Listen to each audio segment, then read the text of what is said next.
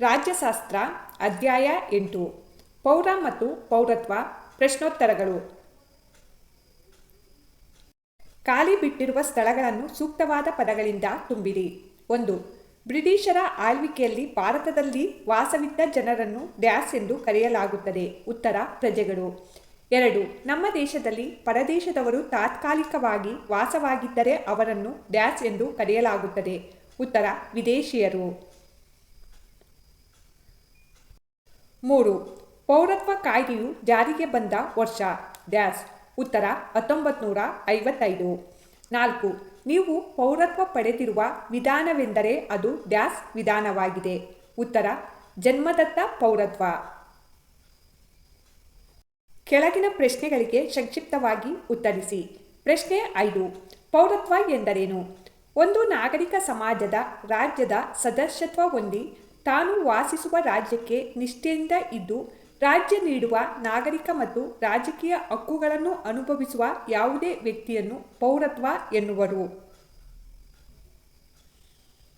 ಪ್ರಶ್ನೆ 6. ಪೌರ ಅನುಭೋಗಿಸುವ ಲಾಭಗಳು ಯಾವುವು? ಉತ್ತರ ಪೌರ ಅನುಭೋಗಿಸುವ ಲಾಭಗಳು: ರಾಷ್ಟ್ರದಿಂದ ಭದ್ರತೆ ಮತ್ತು ರಕ್ಷಣೆಗಳನ್ನು ಪಡೆಯುತ್ತಾನೆ.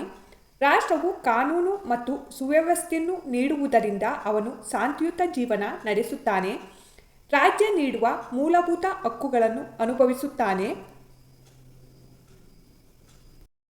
ಇಂದಿನ ಸಮಾಜ ಕಲ್ಯಾಣ ಯೋಜನೆಗಳ ಅಡಿಯಲ್ಲಿ ರಾಜ್ಯ ಒದಗಿಸುವ ಶಿಕ್ಷಣ, ಆರೋಗ್ಯ, ವಿಮೆ, ಆಶ್ರಯ, ಉದ್ಯೋಗ ಹಾಗೂ ಇತರೆ ಸೌಲಭ್ಯಗಳನ್ನು ಅನುಭವಿಸುತ್ತಾನೆ. ಪೌರನು ನಾಗರಿಕ ಮತ್ತು ರಾಜಕೀಯ ಹಕ್ಕುಗಳನ್ನು ಅನುಭೋಗಿಸುತ್ತಾನೆ. ಚುನಾವಣೆಗಳಲ್ಲಿ ಪ್ರತಿನಿಧಿಸುವ, ಸ್ಪರ್ಧಿಸುವ ಮತ್ತು ಮತ ಚಲಾಯಿಸುವ ರಾಜಕೀಯ ಪ್ರಕ್ರಿಯೆಗಳಲ್ಲಿ ಪಾಲ್ಗೊಳ್ಳುವ ಅವಕಾಶವನ್ನು ಪಡೆಯುತ್ತಾನೆ.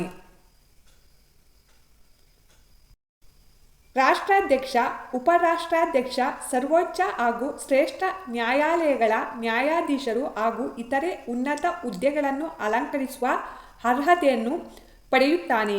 ಎಲ್ಲ ಸಾರ್ವಜನಿಕ ಸೇವೆಗಳಿಗೆ ನೇಮಕಾತಿ ಪಡೆಯುವ ಅರ್ಹತೆ ಹೊಂದಿರುತ್ತಾನೆ. ಪ್ರಶ್ನೆ 7. ಭಾರತದಲ್ಲಿ ಪೌರತ್ವದ ಕಾನೂನು ಮತ್ತು ಶಾಸನಗಳನ್ನು ರೂಪಿಸುವ ಅಧಿಕಾರ ಹೊಂದಿರುವ ಅಂಗವನ್ನು ಹೆಸರಿಸಿ. ಉತ್ತರ ಭಾರತದಲ್ಲಿ ಪೌರತ್ವದ ಕಾನೂನು ಮತ್ತು ಶಾಸನಗಳನ್ನು ನಿರ್ಮಿಸುವ ಅಧಿಕಾರವನ್ನು ಸಂಸತ್ ಹೊಂದಿರುತ್ತದೆ.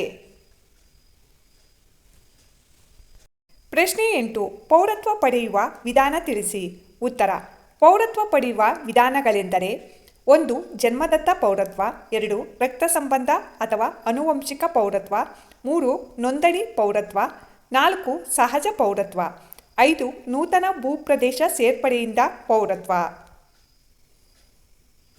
ಪ್ರಶ್ನೆ 9. ಪರಕೀಯ ಪೌರತ್ವ ಸಂಪಾದನೆಯ ವಿಧಾನಗಳನ್ನು ವಿವರಿಸಿ. ಉತ್ತರ ಪರಕೀಯ ಪೌರತ್ವ ಸಂಪಾದನೆಯ ವಿಧಾನಗಳು: ಒಂದು ದೇಶದ ಪೌರನು ಬೇರೊಂದು ದೇಶದಲ್ಲಿ ದೀರ್ಘಕಾಲ ವಾಸವಾಗಿದ್ದರೆ ಆ ದೇಶದ ಪೌರತ್ವವನ್ನು ಪಡೆಯಬಹುದು. ಒಂದು ದೇಶದ ಮಹಿಳೆ ವಿದೇಶದ ಪುರುಷನೊಂದಿಗೆ ವಿವಾಹವಾದರೆ ಅವಳು ತನ್ನ ಪತಿಯ ದೇಶದ ಪೌರತ್ವ ಪಡೆಯುತ್ತಾಳೆ. ಒಬ್ಬ ವ್ಯಕ್ತಿಯು ಬೇರೆ ದೇಶದಲ್ಲಿ ಆಸ್ತಿಯನ್ನು ಖರೀದಿಸಿದರೆ ಆ ದೇಶವು ಆತನಿಗೆ ಪೌರತ್ವ ನೀಡಬಹುದು. ನಿಗದಿತ ಅರ್ಜಿ ಅಥವಾ ಮನವಿ ಸಲ್ಲಿಸುವ ಮೂಲಕ ಬೇರೆ ದೇಶದ ಪೌರತ್ವವನ್ನು ಪಡೆಯಬಹುದು. ಹೀಗೆ ಮನವಿ ಸಲ್ಲಿಸುವವರು ನಿರ್ದಿಷ್ಟ ಕರಾರುಗಳನ್ನು ಪೂರೈಸಬೇಕಾಗುತ್ತದೆ. ಸಾಮಾನ್ಯವಾಗಿ ಅರ್ಜಿ ಸಲ್ಲಿಸುವ ವ್ಯಕ್ತಿಯು ದಿವಾಳಿಕೋರನಾಗಿರದೆ ಉತ್ತಮ ನಡತೆಯನ್ನು ಹೊಂದಿರಬೇಕೆಂಬುದು ಪೌರತ್ವ ನೀಡುವ ದೇಶ ಬಯಸುತ್ತದೆ. ಪ್ರಶ್ನೆ 10. ಪೌರತ್ವವನ್ನು ಕಳೆದುಕೊಳ್ಳುವ ವಿಧಾನಗಳು ಯಾವುವು? ಉತ್ತರ ಪೌರತ್ವವನ್ನು ಕಳೆದುಕೊಳ್ಳುವ ವಿಧಾನಗಳು: 1. ಪರಿತ್ಯಾಗ. 2. ಅಂತ್ಯಗೊಳ್ಳುವಿಕೆ. 3. ಪದಚ್ಯುತಿ. ಪ್ರಶ್ನೆ 11. ಪೌರತ್ವವನ್ನು ಮುಕ್ತಗೊಳಿಸುವ ಸನ್ನಿವೇಶವನ್ನು ತಿಳಿಸಿ. ಉತ್ತರ ಪರಿತ್ಯಾಗ: ಯಾವುದೇ ಭಾರತೀಯ ಪೌರ ಮತ್ತೊಂದು ರಾಷ್ಟ್ರದ ಪೌರತ್ವ ಪಡೆದರೆ ಸ್ವ ಇಚ್ಛೆಯಿಂದ ನೋಂದಣಿ ಮೂಲಕ ಪ್ರಕಟಿಸಿ ಭಾರತದ ಪೌರತ್ವವನ್ನು ತ್ಯಾಗ ಮಾಡಬಹುದು. 2. ಅಂತ್ಯಗೊಳ್ಳುವಿಕೆ: ಭಾರತದ ಯಾವುದೇ ಪೌರನೊಬ್ಬ ವಿದೇಶಿಯೊಂದರ ಪೌರತ್ವ ಪಡೆದರೆ ಅವನಿಂದ ಅರ್ಜಿ ಸಲ್ಲಿಕೆಯನ್ನು ನಿರೀಕ್ಷಿಸದೆ ಕಾನೂನುಬದ್ಧವಾಗಿ ಆತನ ಭಾರತದ ಪೌರತ್ವವನ್ನು ಅಂತ್ಯಗೊಳಿಸಲಾಗುತ್ತದೆ. 3. ಪದಚ್ಯುತಿ: ಯಾರಾದರೂ ವ್ಯಕ್ತಿಯೊಬ್ಬ ವಂಚನೆ ಮೂಲಕ ಭಾರತದ ಪೌರತ್ವವನ್ನು ಹೊಂದಿದ್ದರೆ ಅಥವಾ ಅವನು ಅವಳು ರಾಷ್ಟ್ರ ವಿರೋಧಿ ಚಟುವಟಿಕೆಗಳಲ್ಲಿ ತೊಡಗಿಸಿಕೊಂಡಿದ್ದರೆ ಅಥವಾ ಭಾರತದ ಸಂವಿಧಾನಕ್ಕೆ ಅವಿಧೇಯನಾಗಿ ನಡೆದುಕೊಂಡರೆ ಅಂಥವರನ್ನು ಭಾರತ ಸರ್ಕಾರವು ಪೌರತ್ವದಿಂದ ರದ್ದುಗೊಳಿಸಬಹುದು. ಇದು ಬಲವಂತದ ಪದಚ್ಯುತಿಯಾಗಿದೆ. ಪ್ರಶ್ನೆ 12.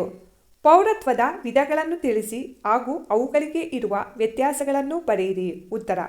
ಪೌರತ್ವದಲ್ಲಿ 2 ವಿಧಗಳಿವೆ. ಅವುಗಳೆಂದರೆ 1 ಏಕಪೌರತ್ವ, 2 ದ್ವಿಪೌರತ್ವ. 1 ಏಕಪೌರತ್ವ. ಏಕಪೌರತ್ವದಲ್ಲಿ ವ್ಯಕ್ತಿಯೊಬ್ಬ ತಾನು ವಾಸಿಸುವ ದೇಶದ ಯಾವುದೇ ರಾಜ್ಯದವನಾಗಿದ್ದರೂ ರಾಷ್ಟ್ರೀಯ ಪೌರತ್ವವನ್ನು ಹೊಂದುವುದಾಗಿದೆ. ಇಂತಹ ಸಂದರ್ಭಗಳಲ್ಲಿ ರಾಜ್ಯಗಳ ಪೌರತ್ವ ಎಂಬುದು ಇರುವುದಿಲ್ಲ. ಇದು ಭಾರತ ದೇಶದಲ್ಲಿದೆ. 2 ದ್ವಿಪೌರತ್ವ. ದ್ವಿಪೌರತ್ವದಲ್ಲಿ ರಾಜ್ಯ ಹಾಗೂ ರಾಷ್ಟ್ರಗಳಿಗೆ ಪ್ರತ್ಯೇಕವಾಗಿ ಪೌರತ್ವ ಹೊಂದಿರುತ್ತಾರೆ. ಒಕ್ಕೂಟ ರಾಜ್ಯ ವ್ಯವಸ್ಥೆ ಇರುವ ಅಮೆರಿಕ ಮತ್ತು ಸ್ವಿಟ್ಜರ್ಲ್ಯಾಂಡ್ಗಳಲ್ಲಿ ದ್ವಿಪೌರತ್ವ ಜಾರಿಯಲ್ಲಿದೆ. ಪ್ರಶ್ನೆ 13. ಪೌರನ ಕರ್ತವ್ಯಗಳ್ಯಾವುವು? ಉತ್ತರ. ಪೌರನ ಕರ್ತವ್ಯಗಳೆಂದರೆ ಪೌರನು ಸರ್ಕಾರದ ಕಾನೂನುಗಳಿಗೆ ವಿಧೇಯನಾಗಿದ್ದು ಸಂವಿಧಾನವನ್ನು ಗೌರವಿಸಬೇಕು. ಪೌರನು ರಾಷ್ಟ್ರದ ಗೌರವ ಮತ್ತು ಘನತೆಗಳನ್ನು ರಕ್ಷಿಸಿಕೊಂಡು ವಚನಬದ್ಧನಾಗಿರಬೇಕು. ಪೌರನು ದೇಶ ವಿರೋಧಿ ಚಟುವಟಿಕೆಗಳಲ್ಲಿ ತೊಡಗಿಸಿಕೊಳ್ಳಬಾರದು. ಪೌರನು ಭ್ರಷ್ಟಾಚಾರ, ಪಕ್ಷಪಾತ, ವರದಕ್ಷಿಣೆ, ಬಾಲ್ಯ ವಿವಾಹ ಇತ್ಯಾದಿ ಅನಿಷ್ಟ ಪದ್ಧತಿಗಳನ್ನು ವಿರೋಧಿಸಿ ಅವುಗಳನ್ನು ತಡೆಯಲು ಸಂವಿಧಾನಾತ್ಮಕ ಮಾರ್ಗೋಪಾಯಗಳನ್ನು ಪಾಲಿಸಬೇಕು. ಸರ್ಕಾರದ ಗುಣಮಟ್ಟವು ಅಲ್ಲಿನ ಪೌರರ ಗುಣಮಟ್ಟದ ಮೇಲೆ ಅವಲಂಬಿತವಾಗಿರುವುದರಿಂದ ಪೌರರು ರಾಜಕೀಯ ಚಟುವಟಿಕೆಗಳಲ್ಲಿ ಸಕ್ರಿಯವಾಗಿ ಪಾಲ್ಗೊಳ್ಳಬೇಕು. ಪೌರನು ತನ್ನ ವೈಯಕ್ತಿಕ ಆಸಕ್ತಿಗಿಂತ ರಾಷ್ಟ್ರದ ಆಸಕ್ತಿಯನ್ನು ಎತ್ತಿ ಹಿಡಿದು ರಾಷ್ಟ್ರದ ಪ್ರಗತಿಗಾಗಿ ಶ್ರಮಿಸಬೇಕು. ಪೌರನು ಸ್ವಾರ್ಥಿಯಾಗದೆ ಸೇವಾ ಮನೋಭಾವನೆಯನ್ನು ರೂಢಿಸಿಕೊಂಡು ದೇಶಕ್ಕಾಗಿ ತ್ಯಾಗ ಮಾಡುವುದಕ್ಕೂ ಸಿದ್ಧನಿರಬೇಕು. ಪೌರನು ರಾಷ್ಟ್ರ ರಕ್ಷಣೆ ಹಾಗೂ ತೆರಿಗೆ ಪಾವತಿಸುವ ಜವಾಬ್ದಾರಿಯನ್ನು ಹೊಂದಿರಬೇಕು.